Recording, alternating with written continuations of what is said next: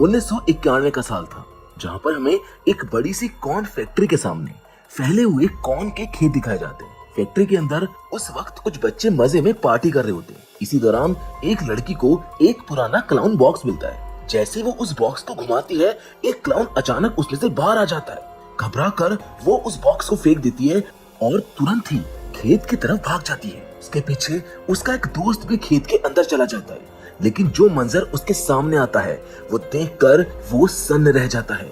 वो लड़की खून में लथपथ होती है और उसके मुंह से खून की उल्टी हो रही होती है। जैसे वो लड़का वहां से भागकर बाहर निकलने की कोशिश करता है, अचानक से एक क्लाउन उसके पीछे से आता है और एक कुल्हाड़ी से उसके पेट के बीचों बीच वार करता है, जिससे उसकी मौके पर ही मौत हो जाती है। जिसके बाद उसकी लाश को उन कॉर्नफील्ड्स के ऊपर टांग दिया जाता है। यहाँ से कहानी एक साल बाद आगे जाती है, जहाँ पर एक लड़की जिसका नाम क्विन है अपने पिता के साथ इसी छोटे से टाउन में अपनी नई जिंदगी शुरू करने आई है। क्विन की माँ की मौत ड्रग्स के ओवरडोज से हो गई थी। इसी गम के चलते उसके पिता ने अपने पुराने शहर को छोड़ दिया ताकि क्विन एक नई जगह में नए अरमानों के साथ जी सके। जो नया घर उन्होंने चुना है वो काफी शांत और अच्छा था, लेकिन घर के सामने जो जल चुकी कॉर्न फैक्ट्री थी उसको देखकर क्विन का मन थोड़ा अजीब सा हो जाता है। उसका चेहरा उदास हो जाता है, जैसे उस जगह से कोई अजीब सी उसको फीलिंग आ रही हो। तभी हम देखते हैं कि उनका पड़ोसी रॉन उनसे मिलने आता है। रॉन उनका पड़ोसी था और बस ये कहने आया था कि अगर उन्हें किसी भी चीज की जरूरत हो तो वो उससे बोल सकते हैं। जिस पर वो रॉन से कहते हैं कि तुम बस क्विन को स्कूल का रास्ता दिखा देना। रॉन बताता है कि मैं भी उसी स्कूल में ही पढ़ता हूँ। अब स्कूल जाते वक्त रॉन और क्विन के बीच में थोड़ी बातचीत होती है। रॉन बताता है कि पिछले महीने ही उनकी कॉर्न फैक्ट्री में आग लग गई थी, जिसका असर पूरे टाउन पर पड़ा है, क्योंकि इस टाउन का मेजर इनकम कॉर्न फार्मिंग से होता है और ये फैक्ट्री उसका मेन सेंटर थी। अब उनके बीच बातचीत हो ही रही थी कि एक कार तेज गति से उनके पास से गुजरती है। रॉन क्विन को बताता है कि ये कार कोल की है, जो कि स्कूल और टाउन का बिगड़े हुए बच्चों का गैंग लीडर है। रॉन उसको ये सलाह देता है कि कोल और उसके गैंग से जितना दूर रहो उतना बेहतर होगा। अगले सीन में कहानी और भी गहरी होने लगती है। जब क्विन अपनी क्लास में पहुंचती है तो उसको पता चलता है कि वो कोल के ही सेक्शन में है। आज कोल और उसके दोस्तों ने टीचर का मजाक उड़ाने के लिए उनके फनी पोस्टर्स बनाए होते हैं। ये पोस्टर्स उन्होंने सभी स्टूडेंट्स की असाइनमेंट्स पर भी चिपका दिए होते हैं। टीचर काफी गुस्से में आ जाता है और पूरी क्लास को पनिशमेंट देता है। क्विन जो पहली बार स्कूल आई थी उसको भी सजा भुगतनी पड़ती है। क्लास के बाद क्विन उनसे पूछती है, तुमने ऐसा मजाक क्यों किया? जिस पर उन्हीं में से एक लड़का कहता है कि उनका मकसद किसी का मजाक उड़ाना नहीं था, लेकिन वो टीचर खुद ही स्टूडेंट्स के साथ बुरा बर्ताव करता है, इसलिए उन्होंने भी उसको चिढ़ाने का फैसला किया।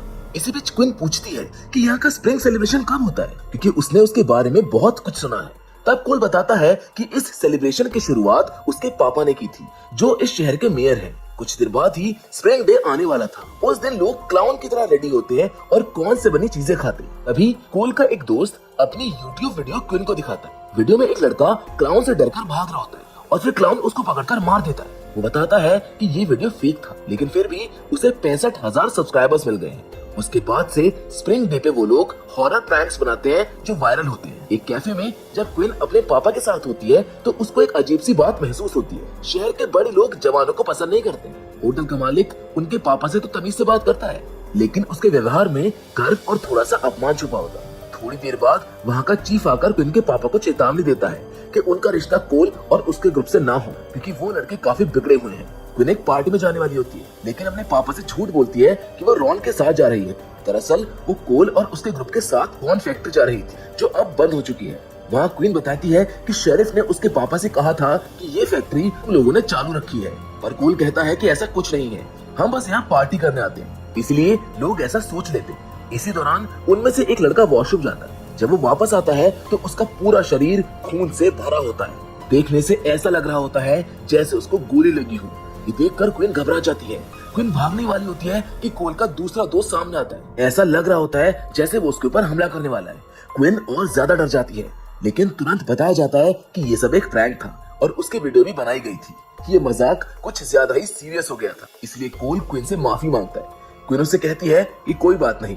अब बातें करते करते क्वीन अपनी माँ की मौत के बारे में कोल को बताती है। ये सुनकर कोल भी उदास हो जाता है, क्योंकि उसकी बहन भी ड्रग ओवरडोज के कारण मारी गई थी। रात को जब क्विन घर लौटती है तो उसके पापा उसे कोल के साथ देखकर बहुत गुस्से में आ जाते हैं। उन्होंने क्विन को पहले ही इस ग्रुप से दूर रहने के लिए कहा था। स्कूल में भी इस बात पर शिकायत हुई थी जिसे क्विन ने छुपाया है, लेकिन प्रिंसिपल के कॉल से उसके पापा को सब कुछ पता चल गया। गुस्से में वो क्विन को डांटते हैं, इससे नाराज होकर क्विन अपने कमरे में जाकर रोने लगती है। इसी वक्त कोल का दोस्त क्विन को प्रैंक वीडियो भेजता है और जब वो उसको ध्यान से देखती है तो वो उसमें एक अजीब बात नोटिस करती है। जब उनका दोस्त क्लाउन का गेटअप पहन रहा था तभी उसके पीछे एक असली क्लाउन खड़ा था। ये बात क्विन तुरंत कोल के दोस्त को बताती है, जो खुद भी उस वीडियो को देखकर हैरान रह जाता है। तभी उसके घर की डोरबेल बजती है और जब वो दरवाजा खोलता है तो वहाँ पर कोई नहीं होता, सिर्फ एक गिफ्ट बॉक्स रखा होता। अब जैसे वो बॉक्स खोलता है उसमें से क्लाउन निकलता है और अगले ही पल एक असली क्लाउन भी उसके पीछे आ जाता है। वो कुछ समझ पाता पहले ही वो क्लाउन उसके ऊपर हमला कर देता है और उसको मार डालता है। सुबह कोल अपने पापा, जो इस शहर के मेयर हैं, उनसे डांट खा रहा होता है। उसके पापा उससे कहते हैं वो टीचर तुम पर गुस्सा इसलिए करता है क्योंकि उसका भाई हमारी कॉर्न फैक्ट्री में आग में जलकर मारा गया था, पर फिर भी जो तुमने किया वो गलत था। ये सुनकर कोल बिना कुछ बोले वहाँ से चला जाता है और आ जाता है spring day celebration. Spring day के दिन सब लोग बहुत अच्छे से तैयार होकर आए थे और क्विन भी काफी एक्साइटेड थी। वो चाहती थी कि सेलिब्रेशन का हर पल अच्छे से रिकॉर्ड किया जाए, इसलिए कोल उसे अपने कंधों पर उठा लेता है और उसके बाकी दोस्तों का ग्रुप अलग अलग जगह वीडियोस बनाने निकल जाता है। सेलिब्रेशन के दौरान एक बड़ी सी रैली निकाली जा रही थी जिसमें एक बहुत बड़ा क्लाउन मॉडल था जिसके हाथ में कॉर्न था। रैली में एक छोटी कॉर्न फैक्ट्री का मॉडल भी था और आसपास कॉर्न के खेतों का भी दृश्य दिखाया गया था। वहाँ पर एक लड़का क्लाउन के गेटअप में मैजिक ट्रिक्स दिखा रहा था। तभी गलती से एक छोटी सी बॉम्ब जैसी चीज कॉर्न फील्ड के मॉडल में गिर जाती है, जिससे वहाँ पर आग लग जाती है। आग के साथ साथ चीजें टूटने लगती है और वो बड़ा क्लाउन मॉडल भी गिरकर टूट जाता है, जिससे वहाँ पर भगदड़ मच जाती है। इस हंगामे में मेयर बहुत गुस्से में आ जाती है। हालांकि इसमें कोल और उसके दोस्तों का कोई हाथ नहीं होता है, लेकिन फिर भी पुलिस उन्हें गिरफ्तार करके जेल भेज देती है। क्विन के लिए तो ये और भी बुरा दिन होता है क्योंकि उसको आए हुए भी 2 ही दिन हुए थे और वो जेल पहुंच गई है। उसके पिता उसको छुड़ाने जेल जाते हैं, लेकिन उसकी बात सुने बिना ही वो उस पर गुस्सा करने लगते हैं और सारा दोष उसके सर पर डाल देते हैं। वो क्विन के लिए एक कार भी लाए थे, लेकिन इस जेल वाले इंसिडेंट के बाद वो कहते हैं कि अब ये कार तुम्हें बाद में मिलेगी। दूसरी ओर हम देखते हैं कि कोल के ग्रुप में से एक लड़का अपने घर पर वर्कआउट कर रहा होता है और तभी पीछे से वही असली क्लाउन आ जाता है। वो लड़का बेंच प्रेस मार रहा होता है और क्लाउन चुपके से उसके वेट के नीचे एक ब्लेड रख देता है। जब वो लड़का वेट को वापस स्टैंड पर रखने जाता है तो क्लाउन उसके हाथ पकड़ लेता है, जिससे वो ब्लेड उसके ऊपर जोर से गिरता है जो उसके शरीर को काट देता है। उसकी वहीं पर दर्दनाक मौत हो जाती है। रात को फिर से क्विन को कोल का मैसेज आता है। कोल उसको बाहर चलने के लिए कहता है, लेकिन क्विन उसको मना करती है क्योंकि वो अपने पापा से डर रही होती है। पर फिर भी कोल के इंसिस्ट करने पर वो उसको लेने आ जाता है। कोल से कहता है कि डरने की कोई जरूरत नहीं है, मैं तुम्हें सुबह तक वापस छोड़ दूंगा। क्विन मान जाती है और उसके साथ पार्टी के लिए निकल जाती है। रास्ते में उनकी मुलाकात रॉन से होती है, जो उनका पड़ोसी है और शिकार करके वापस आ रहा होता है। कोल उसको भी पार्टी में इनवाइट करते हैं, जिसको रॉन एक्सेप्ट करता है और कहता है कि डिनर के बाद वो जरूर आएगा। जब क्विन पार्टी में पहुंचती है तो काफी एंजॉय कर रही होती है। लगभग पूरे शहर के बच्चे यहाँ पर मौजूद थे, लेकिन कोल के ग्रुप के 2 मेंबर्स वहाँ पर नहीं थे। सबको उनकी कमी महसूस हो रही थी, पर सब यही सोच रहे थे कि शायद वो किसी काम में व्यस्त होंगे। कुछ इनमें से किसी ने इतनी भी तकलीफ नहीं की कि वो उनको फोन करके पूछ ले कि क्या वो सही है या फिर नहीं। इसी बीच जब क्विन और कोल के ग्रुप की लड़कियां बात कर रही होती है, तभी अचानक खेतों में से खून में लथपथ एक लड़की बाहर आती है और गिर जाती है। उसकी मौत हो चुकी होती है और उसी वक्त उन्हीं खेतों में से कोई उनकी तरफ उनके दोस्त का सर फेंक देता है। वही दोस्त जो कुछ देर पहले वर्कआउट कर रहा था, जिसको अब क्लाउन ने मार दिया था। पार्टी में मौजूद लोग पहले इन सबको मजाक समझ रहे थे। उन्हें लगा था कि ये कोई प्रैंक है और ये सभी नकली है। लेकिन जब क्विन उस लड़की के पास जाती है और उसकी सांसें चेक करती है तो उसको पता चलता है कि वो तो सच में मर चुकी है। सर पकड़ रही लड़कियां भी घबरा जाती है और सर को छोड़ देती है, जिसके बाद माहौल में अफरा तफरी मच जाती है। तभी खेतों में से वही क्लाउन निकल कर आता है जो सबको मारने लगता है। उसके हाथ में एक बो और एरो था। वो उसी से एक लड़की के सर पर वार करता है और उसको भी मार देता है। सब लोग डर के मारे भागने लगते हैं। अब उस क्लाउन से बचने के लिए सब बच्चे अपने आप को बिल्डिंग के अंदर लॉक कर लेते हैं ताकि क्लाउन उन तक ना पहुंच सके। अब सिर्फ क्विन बाहर रह जाती है और क्लाउन उसका पीछा कर रहा होता है। तभी रॉन वहाँ पर अपनी शॉटगन के साथ आता है और क्लाउन को गोली मारकर उसका काम तमाम कर देता है। क्लाउन के मरने से थोड़ी देर के लिए सबको राहत मिलती है, लेकिन ये सुकून ज्यादा देर तक नहीं रहता है जैसे ही वो क्लाउन गिरता है उसी खेत से 8-10 और क्लाउन बाहर आ जाते हैं, जिनको देखते ही सब लोग फिर से घबरा जाते हैं। रॉन तुरंत एक और क्लाउन पर गोली चलाता है, उसके हाथ उसके शरीर से अलग हो जाते हैं। ये देखते ही सब लोग वहाँ से भागकर एक स्टोर रूम में जाकर छुप जाते हैं। वो लोग दरवाजा बंद कर लेते हैं। दूसरी ओर क्विन के पापा उसके रूम में जाते हैं कि उन्होंने जैसा बर्ताव सुबह क्विन के साथ किया था उसे उस बात पर अब अफसोस हो रहा था। वो उससे माफी मांगने आए थे, लेकिन जब वो देखते हैं कि क्विन वहाँ पर नहीं है तो उनका गुस्सा फिर से फूट पड़ता है। अब क्विन को वापस लाने के लिए वो तुरंत शहर में उसको ढूंढने निकल जाते हैं। स्टोर रूम में छुपकर बैठे बच्चों को थोड़ी राहत मिलती है क्योंकि रॉन के पास शॉटगन थी, लेकिन तभी रॉन सबको एक बुरी खबर देता है। उसकी गन में सिर्फ 3 गोलियां ही बची है। ये सुनकर डर का माहौल और गहरा जाता है। थोड़ी देर बाद 2 क्लाउन स्टोर रूम तक पहुंच जाते हैं। क्लाउन अंदर घुसने की कोशिश करता है, लेकिन रॉन उनको अपनी शॉटगन से मार देता है। कोल इस बात पर नाराज होता है। वो रॉन से कहता है कि ये 2 क्लाउन बिना गोली के भी मारे जा सकते थे। इस तरह 2 गोलियां बर्बाद हो गई। इसी बहस से सबको ये भी पता चलता है कि एक वक्त में रॉन और कोल अच्छे दोस्त थे, लेकिन किसी वजह से उनकी दोस्ती अब दुश्मनी में बदल गई है। अब सब मिलकर क्लाउन से बचने का रास्ता ढूंढते हैं। स्टोर रूम में उन्हें 2 गैस सिलेंडर्स मिलते हैं, जिससे ये लोग एक प्लान बनाते हैं। दूसरी ओर क्विन के पापा अपने क्लिनिक के पास से गुजर रहे होते हैं। वो देखते हैं कि उसका दरवाजा और लाइट खुली हुई है। जब वो अंदर जाते हैं तो एक क्लाउन उनके सामने आ जाता है। वो क्लाउन उनका जबरदस्ती हाथ पकड़ लेता है और धमकाता है कि उसके एक साथी का इलाज करो जिसका हाथ काट दिया गया था, वरना वो उनको जान से मार देगा। उस क्लाउन ने ये भी कहा कि ये सब तुम्हारे बच्चों की वजह से हुआ है। मजबूरी में क्विन के पापा को वहाँ पर रोकना पड़ता है। इधर स्टोर रूम में बच्चों ने एक प्लान बनाया है। रॉन गर्ल्स को एक रास्ते से बाहर ले जाएगा और सिलेंडर का ब्लास्ट करके क्लाउन को रोकने की कोशिश करेगा। रॉन ने सिलेंडर का वाल्व खोल दिया है, लाइटर फेंका और खुद भी टनल में चला गया। जितने भी क्लाउन उनका पीछा कर रहे थे ब्लास्ट में बुरी तरह से घायल हो जाते। बच्चों ने सोचा कि अब उनको थोड़ा सुकून मिलेगा और सब घर जाने के लिए निकल जाते, पर उनका नसीब अच्छा नहीं था क्योंकि रास्ते में शेरिफ मिल जाते हैं, जिसे रॉन के हाथ में गन दिख जाती है। बिना उनकी बात सुने शेरिफ रॉन को गिरफ्तार कर लेते हैं, जबकि बच्चे बार बार यही कह रहे होते हैं कि वो सिर्फ अपनी जान बचा रहे थे।